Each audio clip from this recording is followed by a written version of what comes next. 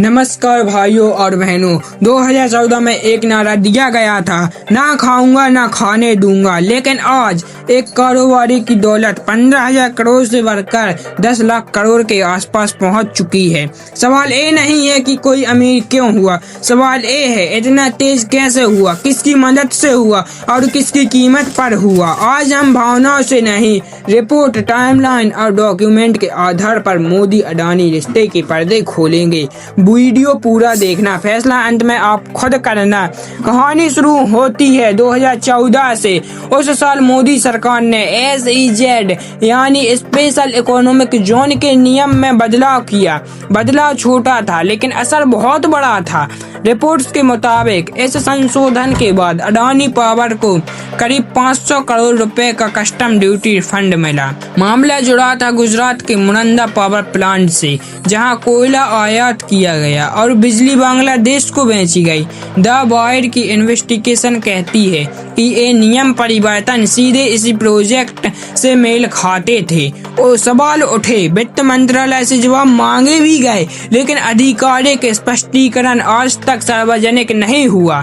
सवाल सीधा है, क्या नीति सबके लिए थी या किसी एक के लिए? मोदी के विदेशी दौर और अडानी की डीलें, अब तस्वीर अंतर्राष्ट्रीय हो जाती है। 2014 से 2024 तक प्रधानमंत्री ने कई विदेशी दौरे किए और उन्हीं वर्षों में अडानी ग्रुप के प्रोजेक्ट्स, NIG इंफ्रास्ट्रक्चर प्रोजेक्ट्स का ग्लोबल विस्तार, ऑस्ट्रेलिया कोयल और infrastructure, Africa port projects, south east Asia NIG deal, Adani watch और कई इंटरनेशनल एनालिसिस ये सवाल उठाते हैं, क्या भारत की विदेश नीति कुछ कॉर्पोरेट हितों में जुड़ गई? सरकार कहती है ये सहयोग है, लेकिन जब सहयोग बार बार हो तो उसे पैटर्न कहा जाता है। 32,000 करोड़ और बैंकिंग विवाद। 2023 के बाद अडानी ग्रुप पर अंतर्राष्ट्रीय रिपोर्ट आई, शेयर मार्केट में गिरावट हुई। इसी दौरान सरकारी बैंकों की एक्सपोजर रिपोर्ट चर्चा में आई। मीडिया रिपोर्ट के अनुसार सरकारी बैंक अडानी ग्रुप के बड़े कर्जदाता बने रहे। आलोचकों का आरोप है जोखिम जनता का, फायदा निजी। सरकार कहती है सब नियमों के तहत। सवाल ये है कि नियम है या नहीं? सवाल ये है क्या नियम सब पर बराबर लागू होते हैं? USDOG और $265 मिलियन का केस।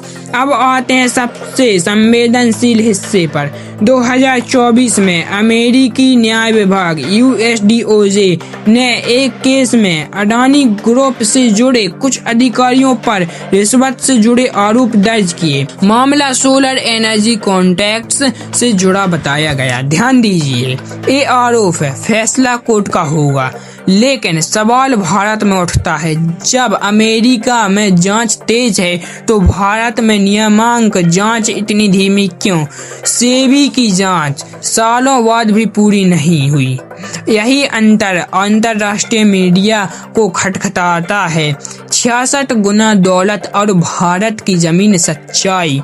2024 में नेटवर्थ लगभग 15,000 करोड़, एक दशक में कई गुना उछाल। इसी दौरान भारत में बेरोजगारी, महंगाई, पेपर लीक और आम आदमी पर दबाव। सवाल फिर वही, विकास किसका और कीमत कौन चुका रहा?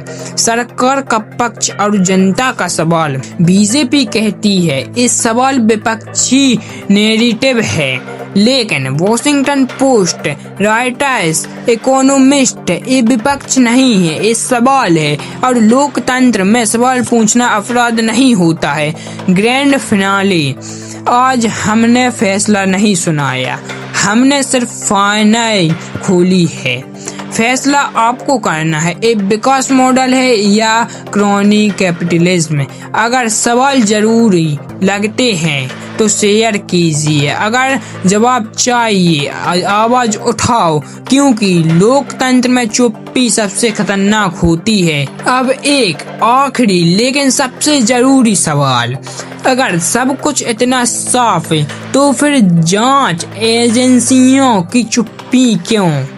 SEBI, ED, CBI ये सभी संस्थाएं भारत के सबसे ताकतवर रेगुलेटर्स हैं, लेकिन जब बात अडानी ग्रुप की आती है तो कई कार्रवाई की रफ्तार अचानक स्लो हो जाती है। 2023 में हिंडनबर्ग रिपोर्ट आई, पूरी दुनिया में हलचल मची, लेकिन भारत में न गिरफ्तारी, न फाइनल रिपोर्ट, न स्पष्ट जवाब। सवाल उठता है, क्या ये जांच की देरी है या दबाव की? रेगुलेटरी कैप्च क्या होता है?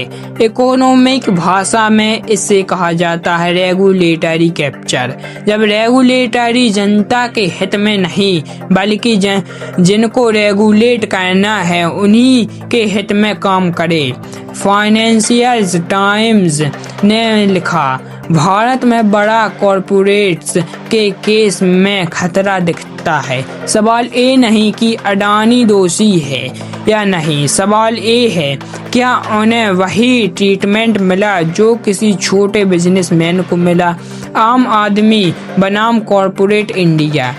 एक तरफ छोटा व्यापारी जीएसटी में फंसता है, दूसरी तरफ हजारों करोड़ के कर्ज रजिस्टर्स हो जाते हैं। एक तरफ छात्र पेपर लीक में सवाल बर्बाद करते हैं, दूसरी तरफ एयरपोर्ट, पोर्ट, पावर, सब एक ही ग्रुप के पास। ये तुलना नफरत के लिए नहीं, सवाल उठाने के लिए है। लोकतंत्र की असली परीक्षा चुनाव जीतना नहीं होती, असली परीक्षा होती है ताकतवर से सवाल पूछ पाना। आज अगर सवाल पूछना एंटी नेशनल कहलाने लगे तो समझ लो समस्या सवाल में नहीं सिस्टम में है। हमने फैसला नहीं सुनाया, हमने सिर्फ रिकॉर्ड आपके सामने रखा, क्योंकि आज चुप रहे तो कल विकल्प नहीं बचेगा। सोचो, सवाल करो और शेयर करो। जय हिंद।